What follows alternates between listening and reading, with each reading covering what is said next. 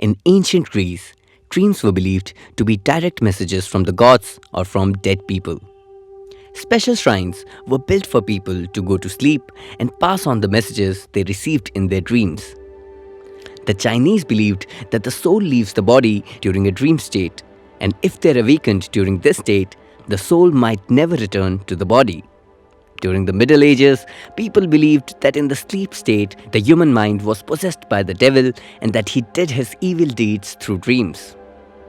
Some of the myths and superstitions surrounding dreams can be found even in present day. For example, dreaming of snakes is considered a bad omen among many cultures.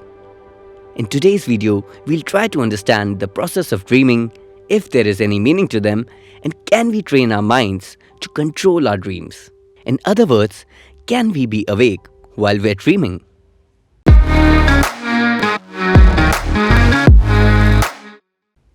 Why do we dream?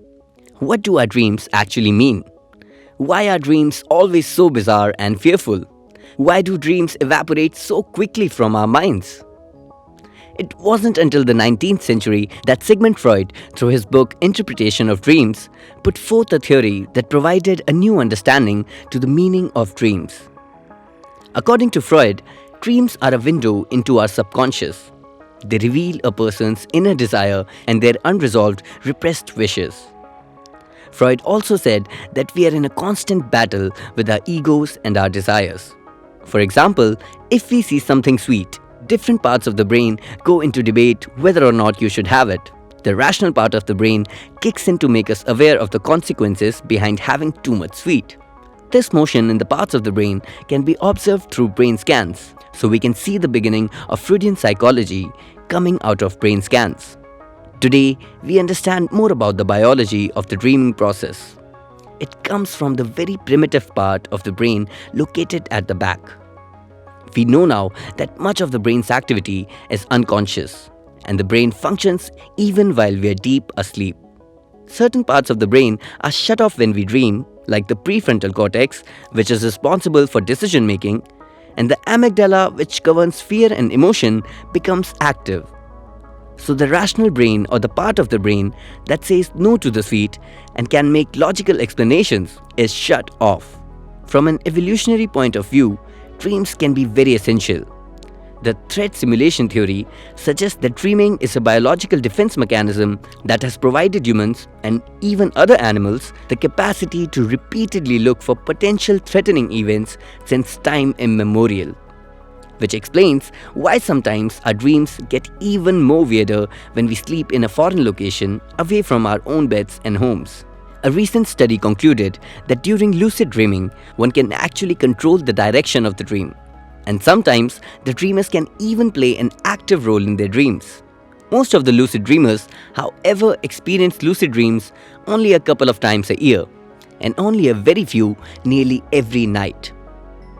A research demonstrated this connection by comparing the brain structures of frequent lucid dreamers to those participants who never or rarely had lucid dreams.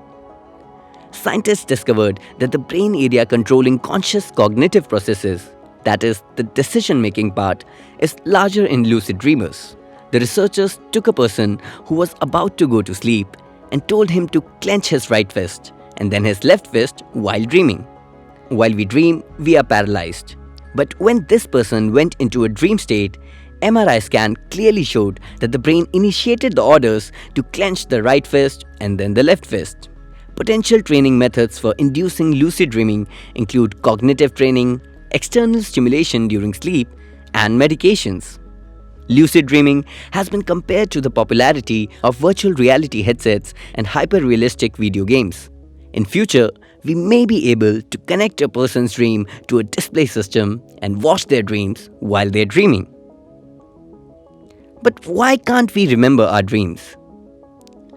During REM sleep, the dream phase when the brain is most active, our body shuts down systems in our brain that creates memories. We may remember only those dreams that happen just before we wake up, when certain brain activities are turning back on, which is the reason why we are more likely to recall our dreams after short naps rather than after a full night of sleep. Another theory about dreaming is that when you wake up, You have these fragments of activity, and the cortex, which is designed to make sense of everything, organizes these fragments into a logical story. So you can only remember or can make sense of the dreams in parts where the cortex is activated. Like for example, you remember the dreams in the morning just before you wake up when the cortex is getting activated. But have you ever had that experience when you wake up thinking that you were definitely dreaming? You try to grab onto your dream, but you lose it. Then a few days later, you find yourself in a conversation and someone says something that suddenly triggers the unlocking of that dream memory. Or you're waiting on a traffic signal and suddenly an advertisement poster floods back the memory of the previous dream. What that tells us is that the memory is there. It's available, but when we wake up, we can say we lose the IP address to the memory. So it's present but is not consciously accessible. This type of information can have non-conscious impacts on our behavior. Dreams help the brain to unite and create long-term memories in order to function properly. What we see and experience in our dreams might not necessarily be real, but the emotions attached to these experiences certainly are. The content of our dreams essentially try to strip the emotion out of a certain experience by creating a memory of it. This way, the emotion itself is no longer active. This mechanism fulfills an important role because when we don't process our emotions, especially negative ones, this increases personal worry and anxiety. In fact, severe REM sleep deprivation is increasingly correlated to the development of mental disorders. In short, dreams help regulate and maintain the trillions of neural connections in the brain that arise from our day-to-day experiences through a process learning and unlearning in order to balance and restore our emotions and memories. If you guys are new to the channel, then I do encourage you to smash that subscribe button and turn on all notifications to never miss a single video on our channel. As well as giving this video a big thumbs up by slapping that like button below. We make content on a wide range of subjects and you can even suggest us the topics you want us to cover in the comment section below.